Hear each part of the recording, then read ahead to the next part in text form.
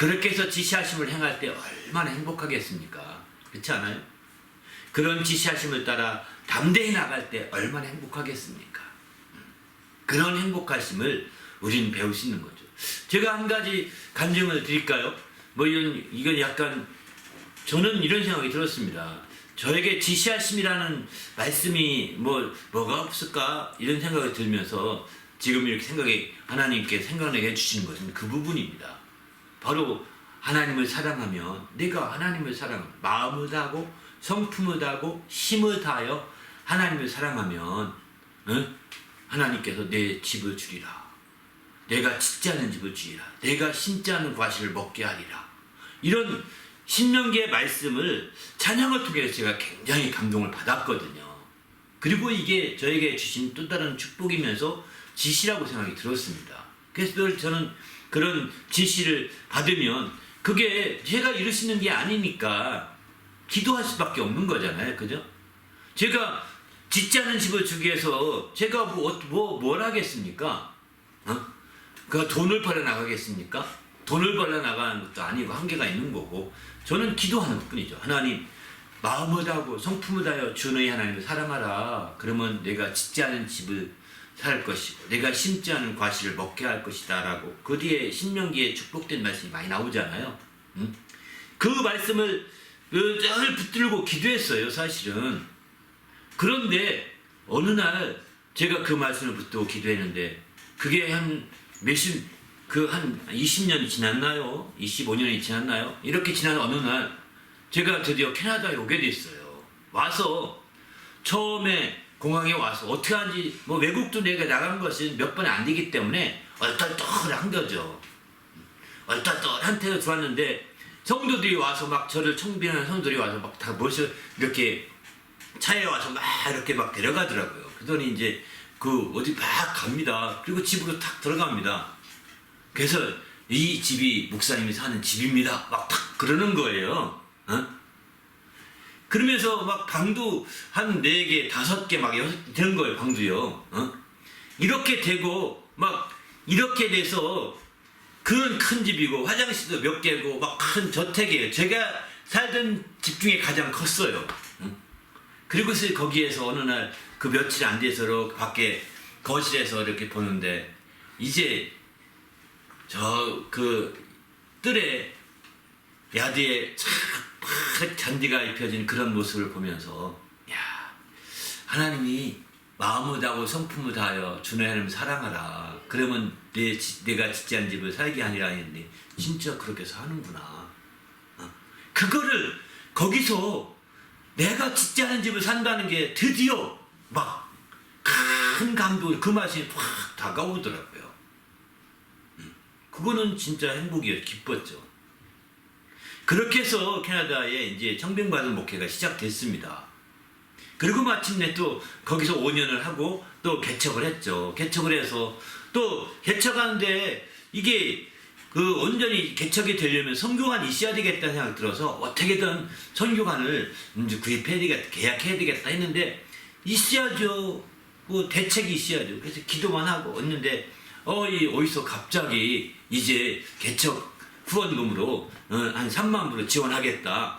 전혀 생각지 않았는데 막 그렇게 연락이 왔어요. 그러면 계약금은 되니까 한번 집을 찾아보자. 그리고 나머지는 하나님께 맡기자. 그리고서 했더니 드디어 이 성교관을 얻게 된 거예요. 이 성교관도 사실 그 집 못지않게 아주 넓은 뜰에 아주 우리로서는 진짜 짓지 않은 집에 살고 있는 거죠. 저희 노력으로 되지 않았어요. 정말 이걸 다 계약해놓고 한국에 가서 이렇게 하나님께 기도한다는데 왔다가 많은 한 붙여주셨어요. 그래서 많은 분들이 헌금해 주시고 또 도와주시고 또 이게 다 마침내 하나님이 하신 일들인 거죠. 그렇게 해서 이 성교관에 지금 살면서 목회하고 있거든요. 이 모습 보십시오. 이게 지금 매전하는 이 모습이 그 작은 집 같지 않잖아요? 이렇게 인테리어한 것이 작은 집 같지 않잖아요? 뭔가 다르지 않아요? 이게 다 제가 한 일이 아닙니다. 이게 성도들이 해준 겁니다. 제가 이렇게 지은 것이 아닙니다. 바로 하나님께서 이 모든 것을 해주셨다고 저는 간증할 수밖에 없는 거죠. 바로 그것이 이제 하나님이 이렇게 지시하신 전 그 말씀이 지시하심이 아닐까. 그러니까 지시하심이 이루어지도록 계속 기도하는 겁니다. 할렐루야. 우리도 우리 자신의 삶 가운데 성령께서 특별하게 일깨워준 말씀이 있습니까? 그것은 어쩌면 당신에게 지시하신 말씀일지도 모릅니다. 그 말씀을 붙들고 계속 기도하십시오. 그러면 정말 행복한 일이 벌어집니다. 저도 정말 제가 간혹 목회하면서 어려울 때마다 이런 생각을 합니다. 하나님이 그 지시하셨고 또 응답하셨고 마침내 행복했던 그 삶을 계속 생각해보고 또 돌이켜보게 됩니다. 왜? 이게 우리의 처음 사랑이니까요. 이 캐나다에 와서 느꼈던 처음 사랑 중에 하나니까요. 그래서 이런 하다 보면 더 흐뭇해지고 더 행복해지면서 더 힘의 목회의 원동력을 얻게 되는 거거든요. 우리도 모두도 지시하심 받았다 보니까 아주 특별한 것만 생각하는데 아닙니다.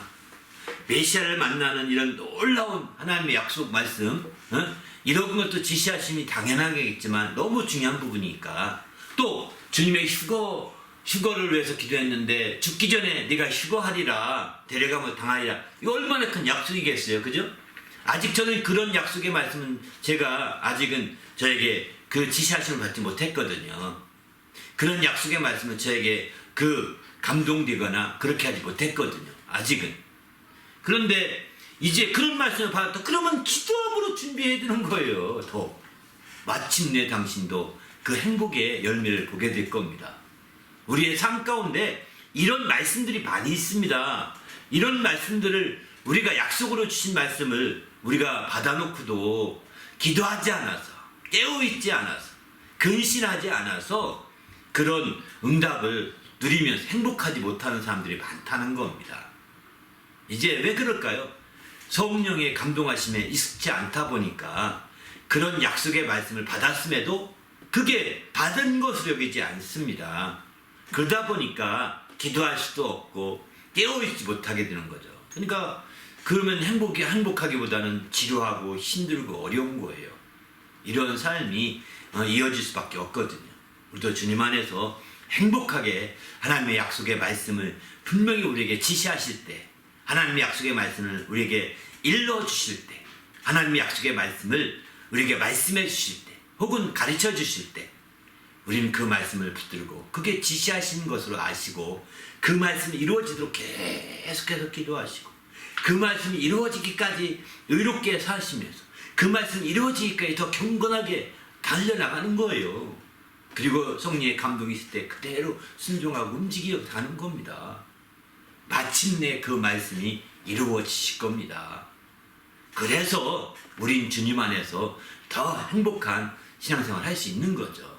우리도 믿음 안에서 이렇게 멋진 주님의 진정한 신앙생활이 되시기를 예수님의 이름으로 부탁을 드립니다. 할렐루야. 우리도 멋진 생활이 됐으면 좋겠습니다.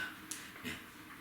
또 마치도록 하겠습니다. 오늘 함께 기도할 때 하나님, 오늘도 주님 안에서 철저히 우리가 이제 성령의 감동하심에 익숙해져서 성령의 지시하심을 받고 그렇게 해서 마침내 더욱더 행복의 길로 나가게 해달라고, 성령의 지시하심이, 성령이 가르쳐 주심이, 성령이 말씀하시고 일러주심이 고난과 힘든 길로 가라는 것이 아니라 오히려 행복해지라고 하시는 정말 그런 뜻임을 알고 더 행복한 생활로 달려나갈 수 있도록 인도해 달라고 합심으로 간절히 기도하고 마칩니다.